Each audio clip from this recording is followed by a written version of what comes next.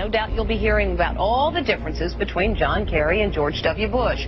But we've discovered they do have something in common. During their respective college days at Yale, they both belonged to a group called Skull and Bones. Does it still exist? The thing is so secret, I'm not even sure it still exists. Former Skull and Bones members and current members have been presidents, heads of the CIA, senators, heads of business. I mean, huge, huge corporations. These people have the network that brings them to such a position of power that most people could only dream of. You both were members of Skull and Bones, a secret society at Yale. What does that tell us? Not much, because it's a secret. Is there a secret handshake? Is there a secret code? I wish there were something secret I could manifest. 322, a secret number? There are all kinds of secrets, Tim. You were both in Skull and Bones, the secret society.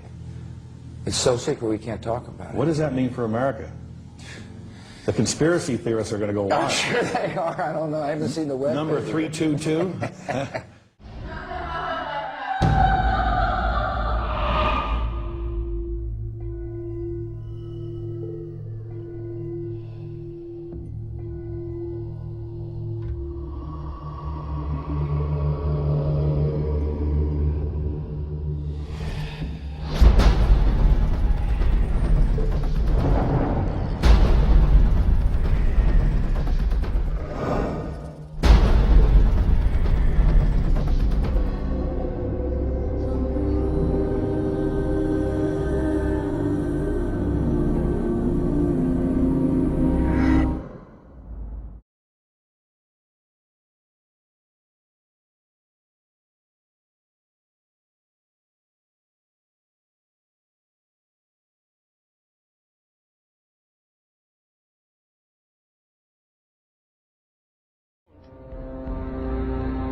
He's come pretty close.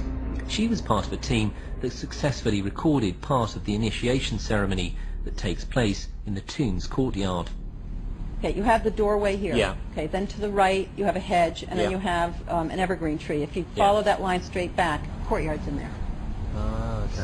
So that's where they have the ceremonies in the outdoor part of it. Part of it was indoors, so we only got to see the outdoor part. Right. We only got to and to listen to the outdoor part. God only knows what went on indoors. And what did you hear? What was it you know? You managed to get this unique it was access disgusting. It was gross. I mean, they were pretending to murder people. What was the tone of it, though? Was it jokey or was it quite... No, it wasn't jokey at all. It was sick. It's about the only way I can describe it. It was sick.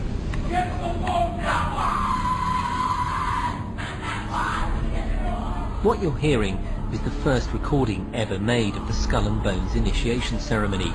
It has never been broadcast before.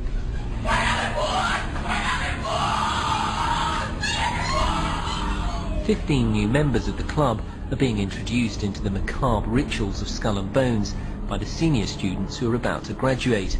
The club has what some might see as a strange fascination with death, skulls and bones. There's the chants too, difficult to hear first of all, but including the devil equals death and death equals death.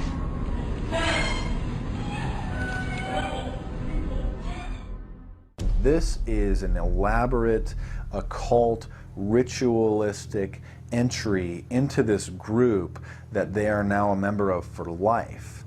This culture of death and the occult continues long after college. Later on in life, these pagan rituals carry on in the redwoods of Sonoma, California. And what is the Bohemian Grove? Well, it's a kind of summer camp for the powerful, an all-male gathering in great secrecy. This group was formed in the late 1800s by artists, industrialists, and politicians.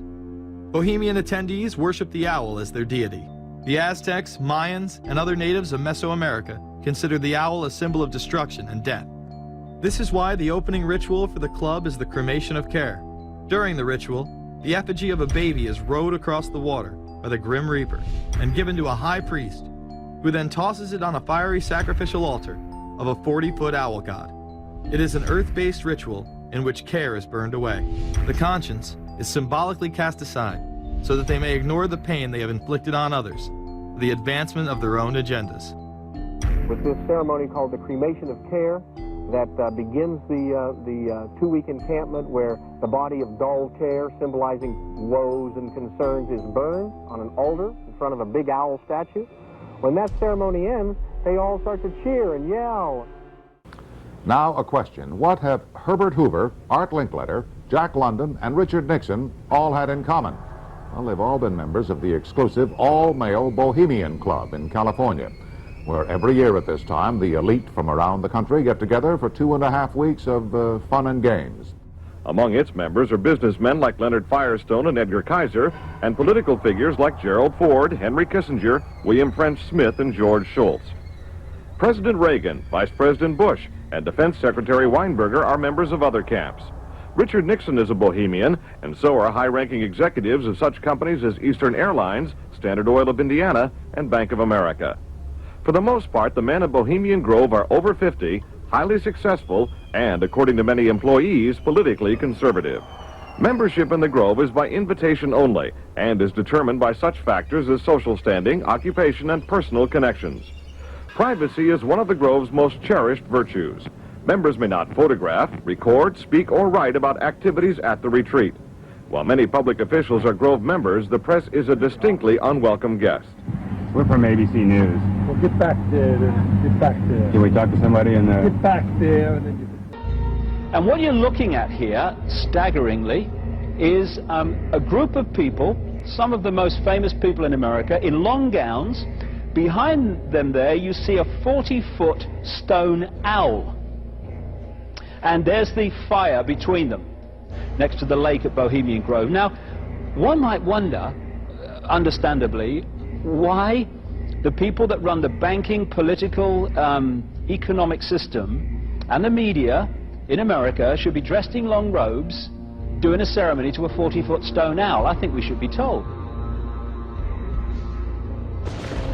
You see, for over 120 plus years in Northern California, in Sonoma County, on a 2,700-acre secluded redwood grove, leaders from around the world, prime ministers, chancellors, presidents, governors, again, the heads of industry, banking, academia, the media, Hollywood, travel there to engage in bizarre, ancient Canaanite, Luciferian, Babylon mystery religion ceremonies. We were inside 4 hours. That's only one day out of the 2 weeks that they meet there for the admitted Summer Fire Festival of the Bohemian Club.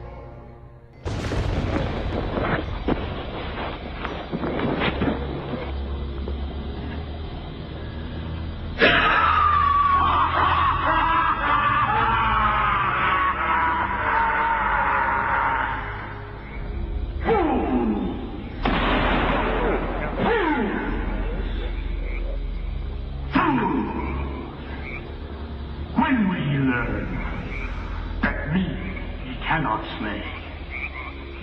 Year after year ye burn me in this grove, lifting your puny shouts of triumph to the stars.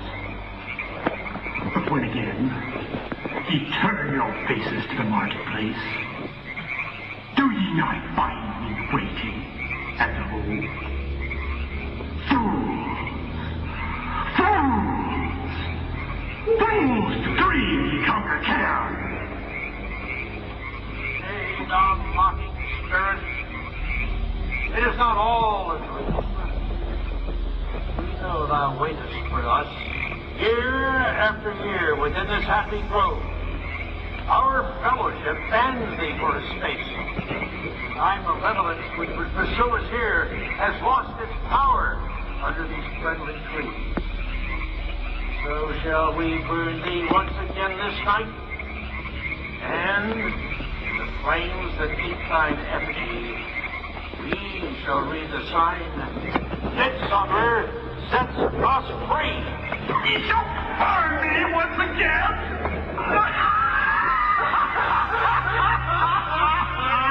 Now believe, flame, which hither ye have brought from regions where I reign. Ye fools and priests, I spit upon your fire. Hail fellowship's eternal flame. Once again, Midsummer sets us free.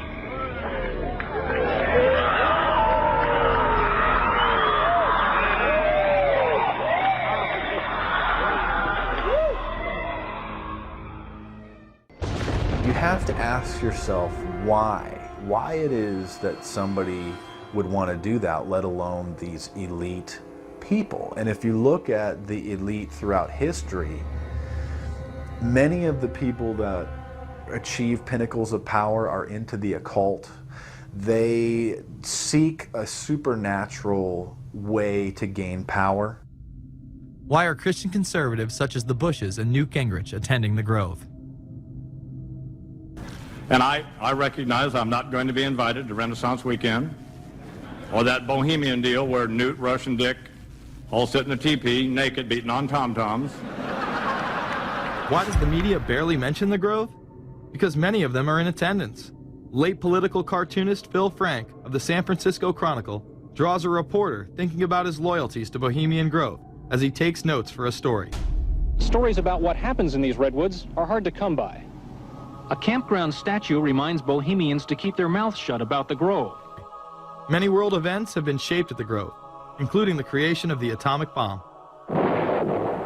Discussions at the Grove in the 1930s helped lead to the development of nuclear power and the atomic bomb. Every Republican president since Calvin Coolidge has been a member, as well as many Democrats, including Jimmy Carter. If you look at the membership lists of the Bohemian Grove and the Council on Foreign Relations, the Bilderberg Group, a lot of the key level people are overlapping and are involved in numerous groups. In addition to pagan rituals that take place there, this all-male club also deals with darker themes through the plays Montezuma, which feature Aztec human sacrifice, and Faust, which feature Mephisto. Bohemian Grove that I attend one time at a time. It is the most pagan goddamn thing you can ever imagine. Again, we see people of the highest levels of power involved in the most repulsive and decadent of crimes. They couldn't care less about the code of conduct that's taught in all major religions about treating others the way that you want to be treated. And then they masquerade, they put this false front on that they're like everybody else, because your average person wants to do right, believes in some sort of a karma, believes in some sort of a divine justice in the universe. And so these people need to put on this front that they're like the average Joe in middle America, that they go to church every once in a while, and that they believe in an afterlife and a divine justice. And so they have to put on this front that they're like everybody else in order to get elected and to be accepted and to not have people look at them suspiciously, because if somebody goes around and openly admits that they were an atheist or that they were some obscure religion, people aren't going to throw their support behind them as much, and they're not going to trust them as easily. The reality of this behavior is never revealed to the public, as the media keeps any revelations quiet. Unfortunately, these type of activities continue to this day. The insanity is that we have allowed an interwoven elite criminal class to rule over us while posing as the saviors of the planet. We have learned they will stop at nothing to achieve their goals and are not held accountable for their crimes. They prey on the system rather than protect it. This is not a new world order of peace and prosperity. It is not a world government to save the earth. During difficult times, we must remain ever vigilant against seemingly positive solutions imposed to suit their aims. Crises there will continue to be.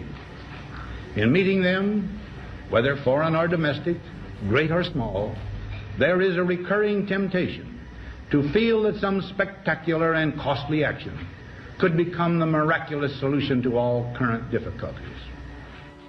We are threatened by a superclass that control the flow of information and hide technology from the public. The prospect of domination of the nation's scholars by federal employment, project allocations, and the power of money is ever present and is gravely to be regarded. We must also be alert to the equal and opposite danger that public policy could itself become the captive of a scientific, technological elite. It is time to put down the remote control, to turn off your Xbox, and start paying attention. It is time to step away from everyday luxuries and pop culture and take action against a monolithic, concentrated evil in order to save what's left of humanity. We must now trade in our apathy for action in order to defeat this invisible empire.